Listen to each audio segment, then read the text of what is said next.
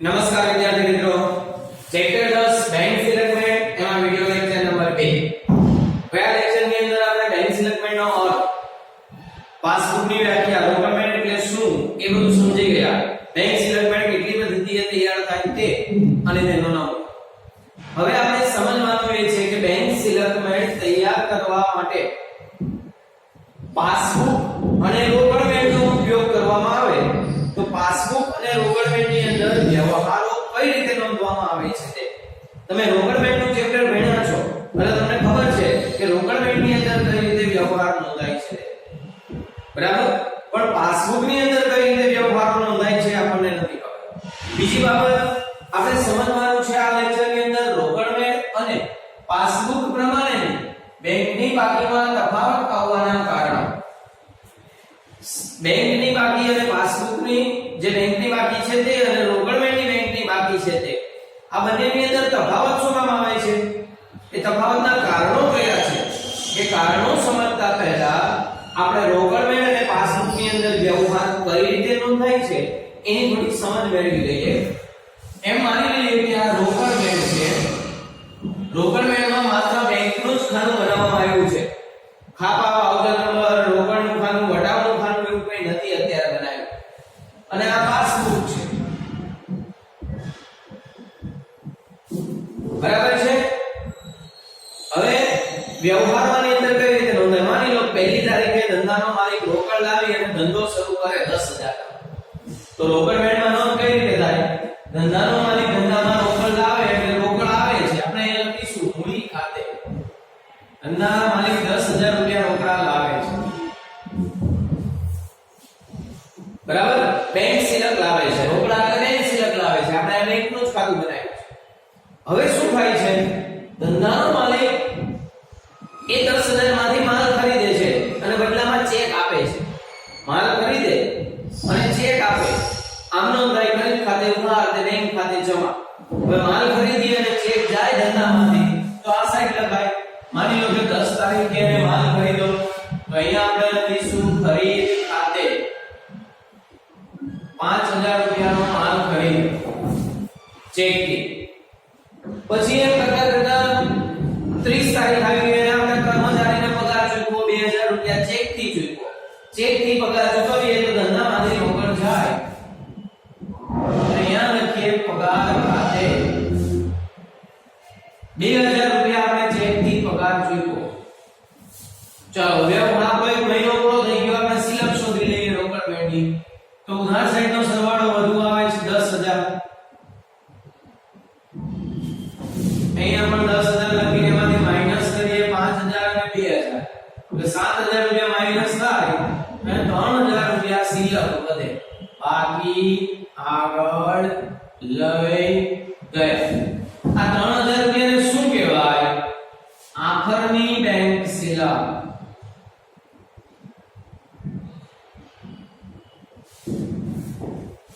આ વ્યવહારો આપણે રોકડમેળના ચેપ્ટરની અંદર ભણી ગયા. એટલે રોકડમેળ આ રીતે તૈયાર થાય એ તમને ખબર છે. હવે બેંક આ વ્યવહારો પોતાના ચોપડામાં કઈ રીતે નોંધતી હશે? બેંક આ વ્યવહારોને પાસબુકમાં નોંધ કઈ રીતે આપતી હશે એ સમજવાનું છે. જેમ કે અહીંયા પહેલો વ્યવહાર તો ધંધાનો માલિક 10,000 ની બેંક સિલક ધંધામાં લાવે છે. બેંક ખાતે ઉધાર તે મૂડી ખાતે જમા. તો અહીંયા આપણે ધંધામાં બેંક સિલક લાવ્યા એટલે ધંધાના બેંક ખાતામાં પૈસા ભર્યા, બરાબર છે. બરાબર. અત્યાર સુધી આપણી પાસે કઈ હતું જ નહીં, આપણે રોકડેથી પૈસા ભર્યા. તો અહીંયા લખવાનું રોકડ. ચેક નંબર તો એમાં આવે ને, જમા કરાવેલી રકમ આવે 10,000, આપણી બાકી થઈ અહીંયા 10,000. અહીંયા સહી આવશે. પાસબુક નો નમૂનો, એમાં તારીખ આવે, વિગત આવે, ચેક નંબર, ઉપાડેલ રકમ, જમા કરેલ રકમ, બાકી અને અહીંયા બેંક અધિકારીની સહી. ચાલો પછી જુઓ અહીંયા માલ ખરીદો છે આપણે 5,000 નો. હવે અહીંયા બરાબર ધ્યાનથી સમજો, આપણું ખાતું SBI માં છે, આ આપણે છીએ, બરાબર છે. આપણું ખાતું SBI માં છે. તમે કોઈ વ્યક્તિ પાસેથી માલ ખરીદો, એ વ્યક્તિનું નામ છે એ પાસે તમે માલની ખરીદી કરી. કેટલા રૂપિયાની ખરીદી કરી? 5,000. બરાબર આ એનું ખાતું છે બેંક ઓફ બરોડા તો હવે શું થશે આપણે એને 10 તારીખે ચેક આપ્યો એ નામનો વ્યક્તિ જે આપણો વેપારી છે આ વ્યક્તિ આપણે એને જે ચેક આપ્યો છે 5000 નો ચેક આપ્યો આપણે એને 5000 આ ચેક એ પાસે ગયો બરાબર આ ચેક એ છે આ ચેક નું શું કરે તો એ નામનો વેપારી આ ચેક પોતાના બેંક ઓફ બરોડાના ખાતામાં ભરે જો આ જૂની સિસ્ટમ છે અત્યારની બેન્કિંગ સિસ્ટમ નથી હવે એ નામના વ્યક્તિને તમે ચેક કઈ તારીખે આપ્યો છે 10 તારીખે તો 10 તારીખે આ વ્યક્તિ ચેક લઈને બીઓબી માં જાય એ જરૂરી છે ના કદાચ 10 તારીખે જાય એના પછીના દિવસે 12 તારીખે 15 તારીખે તો ગમે ત્યારે ચેક બેંક ઓફ બરોડાને આપશે જેવો આ વ્યક્તિ બેંક ઓફ બરોડાને ચેક આપશે એટલે બેંક ઓફ બરોડા તરત જ આના ખાતામાં પૈસા જમા નહીં કરે એની પાસે જાવ બીઓબી પાસે ચેક આવ્યો આપણો ચેક આપણે એને આપ્યો તો એ નામની વ્યક્તિએ ચેક પોતાના બેંક ખાતામાં બેંક ઓફ બરોડામાં ભર્યો હવે આ ચેક બેંક ઓફ બરોડા પાસે છે 5000 બેંક ઓફ બરોડા શું કરશે આ ચેકનું તો બેંક ઓફ બરોડા આ ચેક એસબીઆઈ માં મોકલશે આપણે ચેક કઈ તારીખે આપ્યો તો 10 તારીખે કોને આપ્યો તો એ નામની વ્યક્તિ આ ચેક બેંક ઓફ બરોડામાં ભર્યો પણ ક્યારે ભર્યો માની લો કે 15 તારીખે ભર્યો તો બેંક ઓફ બરોડા આ ચેક 16 તારીખે અહીંયા આપશે કેટલી તારીખે આપશે 16 તારીખે કોને આપશે એસબીઆઈ શું કામ એસબીઆઈ ને આપે કારણ કે આપણો આ ચેક છે એસબીઆઈ નો હતો આ ચેક બેંક ઓફ બરોડા પાસે જાય ને એટલે બેંક ઓફ બરોડા એસબીઆઈ ને ચેક મોકલે એસબીઆઈ શું કરશે આપણું ખાતું ખોલશે જોશે એમાં બેલેન્સ છે જો બેલેન્સ હશે તો 5000 રૂપિયા આપણા ખાતામાંથી ઓછા કરશે અને 5000 રૂપિયા આને મોકલશે પૈસા કઈ તારીખે મોકલે 17 તારીખે 18 તારીખે 19 તારીખે જ્યારે આ ચેક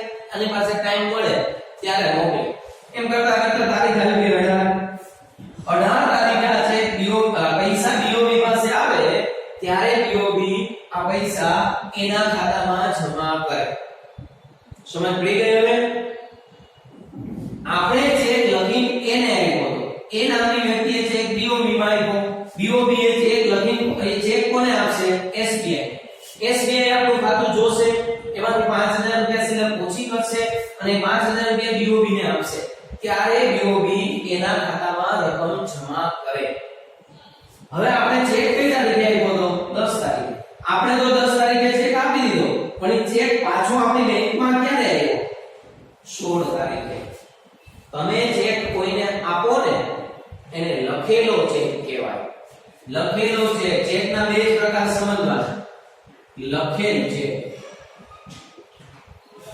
ચેક વિશે એવું યાદ રાખવાનું કે લખેલો ચેક આપણી પાસેથી જાય છે હંમેશા જાય તો જ એને લખેલ ચેક કહેવાય અને લખેલો ચેક ગવર્નમેન્ટમાં કઈ બાજુ નોંધાય જમા બાજુ સમજ પડી ગઈ આ લખેલો ચેક આપણે ગમે તેને આપીએ એની ગમે તે બેંક હોય પણ એ ફરતો પાછો આપણી બેંકમાં આવે ત્યારે ચેક રજૂ થયો છે એમ બોલાય આપણો જ લખેલો ચેક આપણી બેંકમાં આવશે એને ચેક રજૂ થયો છે એમ કહેવાય તમે ભલે ગમે તે તારીખે ચેક લખ્યો હોય પણ એ ચેક જ્યારે બેંકમાં રજૂ થાય ત્યારે જ બેંક આપણા ખાતામાંથી બેલેન્સ ઓછું કરે આપણે તો 10 તારીખે કોને ચેક આપી દીધો છે એસબીઆઈ ને ખબર છે નથી ખબર એસબીઆઈ ને તો ક્યારે ખબર પડશે એ નામનો વ્યક્તિ ચેક એની બેંકને આપશે અને એની બેંકે ચેક આપણી બેંકને આપશે ત્યારે જ એને ખબર પડે કે 5000 રૂપિયા આપણા ખાતામાં ઓછા કરવા એટલે સમજ પડી ગઈ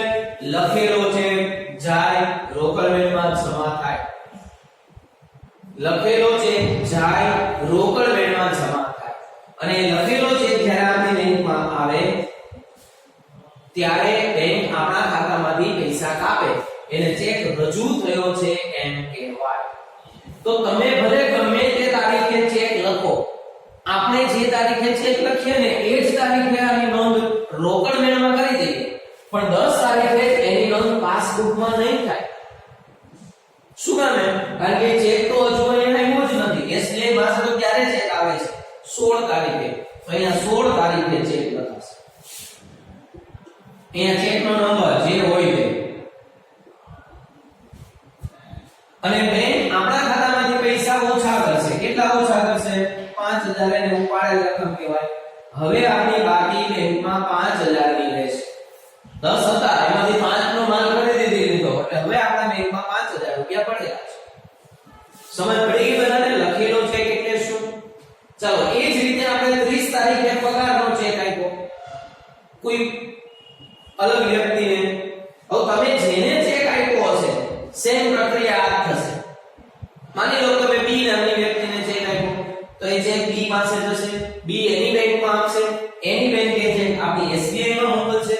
ત્યાં સુધીમાં તો ઘણા બધા દિવસો નીકળી જાય. તમે 30 તારીખે ચેક આપ્યો છે તમારા કર્મચારીને. તમારો કર્મચારીએ ચેક 5 તારીખે એની બેંકમાં ભરે છે અને એની બેંક 6 તારીખે SBI માં ચેક મોકલે છે. એટલે SBI માં ચેક કઈ તારીખે રજૂ થાય છે? 6 તારીખે. આપણે લખ્યો તો 30 તારીખે અને લખેલ ચેક કેવાય 30 તારીખે ચેક લખ્યો પણ બેંકમાં આવ્યો 6 તારીખે. તો 6 તારીખ પહેલા શું થશે? અહીંયા 30 તારીખ આવશે ને એટલે બેંક આ ખાતું બંધ કરી દેશે. હવે અહીંયા કોઈ વ્યવહાર જ ન થયો. આ 30 તારીખનો ચેક અહીંયા 30 તારીખ સુધીમાં આવતો નથી. બરાબર છે? નથી આવતો એટલે બેંક તમારું ખાતું 1 મહિનાનું બંધ કરી દેશે. તો 1 મહિનાની બેલેન્સ કેટલી આવી આપણી? 5000. 30 તારીખે આ મહિનો પૂરો થયો. 30 તારીખે આપણા ખાતામાં 3000 રૂપિયા રોકડ મેળ બતાવે છે અને બેંકના ખાતામાં કેટલી બેલેન્સ બતાવે છે? 5000. બંને તો વ્યવહારો નોંધે જ છે. બરાબર છે? બંને વ્યવહાર નોંધે છે. તો પછી બંનેમાં ફરક શા માટે આવ્યો? અહીંયા 3000 આવ્યા અને અહીંયા 5000 આવ્યા. તો ફરક શેને કારણે આવ્યો છે? આ પગારના ચેકને કારણે. 2000 નો ચેક આપણે લખી દીધો છે પણ બેંકમાં રજૂ થયો નથી એટલે પાસબુકમાં નથી નોંધાયો. બસ આવા ઘણા બધા કારણો છે કે બંને વચ્ચે ફરક આવે છે. હા, ક્યારેક એવું બને કે તમે 30 તારીખે ચેક આપ્યો અને 30 તારીખે જાય રજૂ થઈ ગયો. જો 30 તારીખે જાય રજૂ થઈ જાય તો બંનેની સિલક કેવી આવે? સરખી આવે. સમજ પડી ગઈ? માની લો કે અહીંયા 30 તારીખે ચેક આપણો રજૂ થાય છે.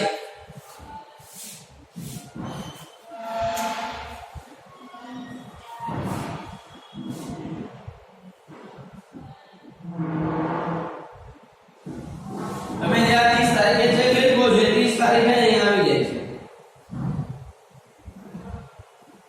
બરાબર? 3000 રૂપિયા તો 2000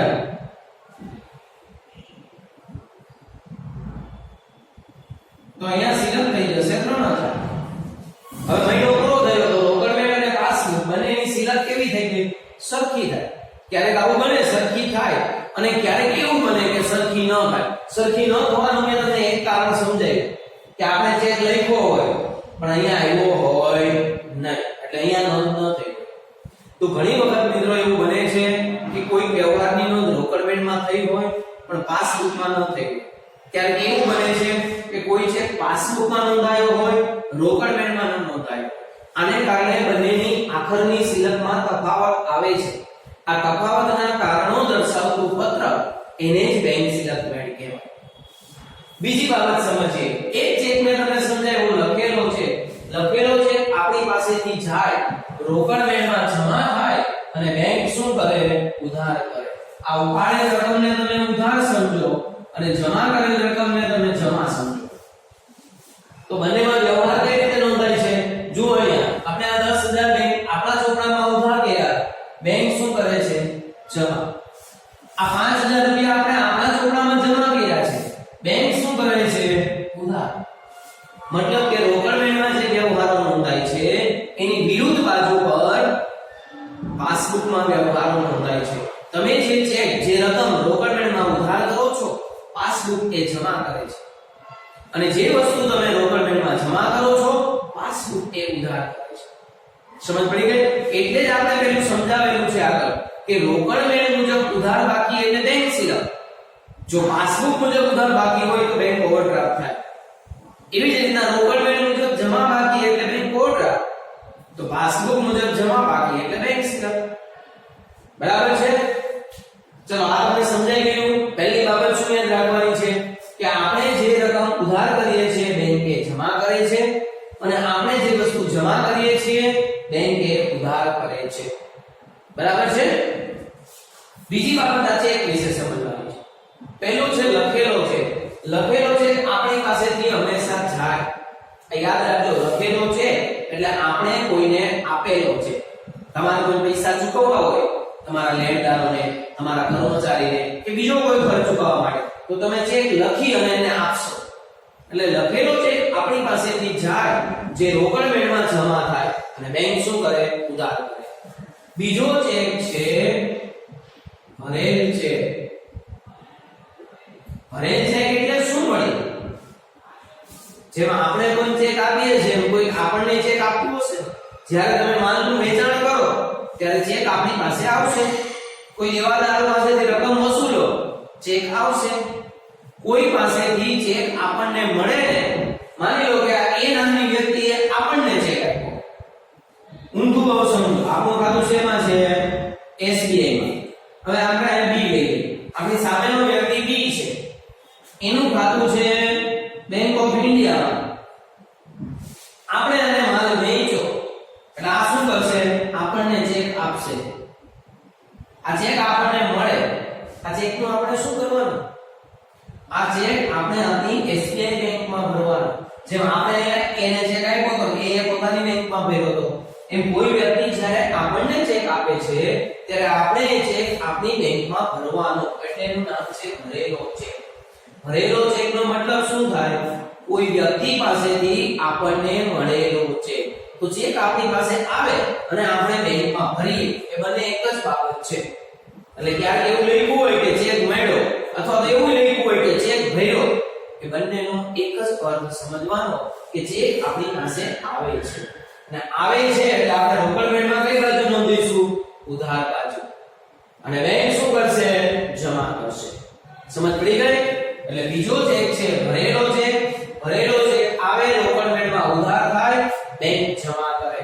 આ બે બાબતો બરાબર ધ્યાનથી સમજી લો. લખેલો છે જાય, રોકડ મેળમાં જમા થાય, પાસબુકમાં ઉધાર. તમારે એક માત્ર રોકડ મેળ જ યાદ રાખવાની, પાસબુકમાં એનાથી વિરુદ્ધ ઊંધું કરી દેવા.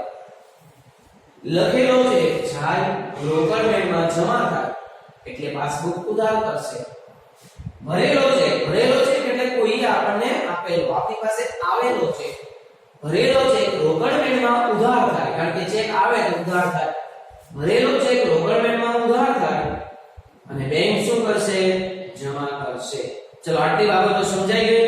આ માત્ર થિયરિકલ તમારે સમજવાનું હતું, આમાં કંઈ જ લખવાનું નથી. હવે આના પછીનો જે લેક્ચર શરૂ થશે એમાં તફાવતના કારણો આપણે સમજીશું અને એ ચોપડા લખવાના છે. સમજ પડી ગઈ? ચલો ઓકે, જય શ્રી કૃષ્ણ.